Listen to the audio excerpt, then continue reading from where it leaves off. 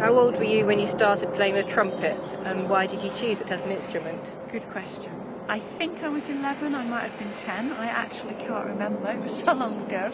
I didn't choose the trumpet, it chose me. I didn't know about orchestral instruments, I'd not seen a live ensemble or anything like that. I was in a primary school when the peripatetic tutor came around and was offering to try the instrument out. And at the time I didn't think anything of what the teacher then said, but the teacher said, well, if you're in the guides, the scouts, whatever it was, you can't do it, you're already busy, which was, now I don't agree with that. That was quite an exclusive way of looking rather than inclusive. But I wasn't in any of those, so I got the chance to give it a go. There was about 6 of us. We went off to a separate room with this teacher and a trumpet, and everyone tried to make a sound out of it. And for those of you who don't know, you have to basically blow a raspberry down a mouthpiece.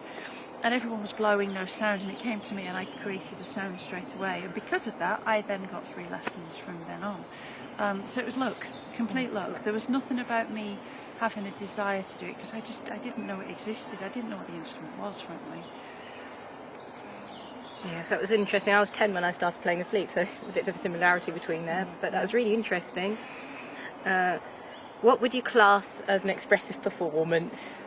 Oh, that's a really complex question. As Katrina knows in asking this, we've been doing this in class. Yeah. So we've got a postgraduate module here about the critical presentation of performance, and one of the issues we've been discussing is what is expression.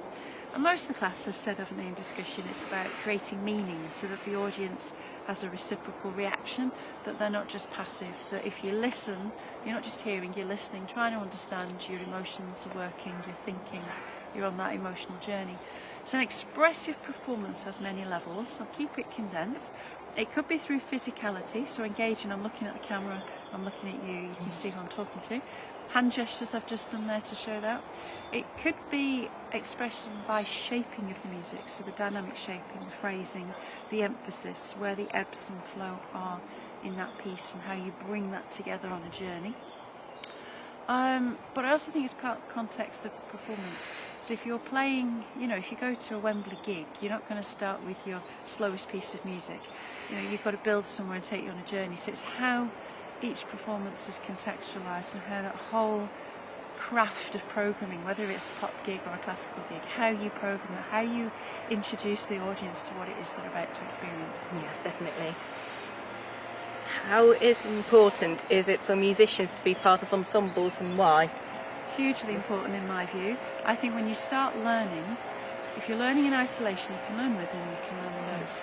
But as soon as you're in ensemble, you get the communication, the dialogue, you get the listening skills. So understanding the fact you're not the leader, you're not the follower, you are co-creating in collaboration, that the end result is only as good as everybody in that room. Yes.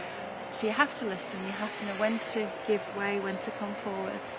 You have to know how to be adaptable and flexible. So all those soft skills we talk about, the future skills of being able to do event organisation, being on time, listening to each other, responding in an appropriate way, helping each other. You know, that all comes from playing an ensemble. But ultimately, it's jolly good fun. And I still do it as a consequence. I find it relaxing as well as the fact I do it for work. I find that listening is the most important skill.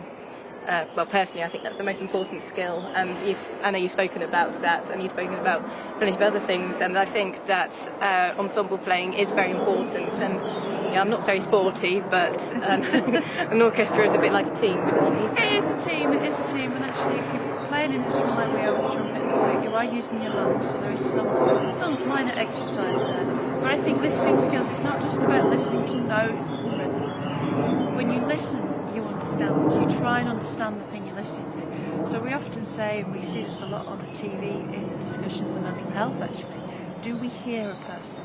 And what we mean by that is we've not just heard the words, we've tried to understand, we've tried to put ourselves in their shoes to help. And musicians have to do that all the time in ensemble to make a piece. Yes, definitely.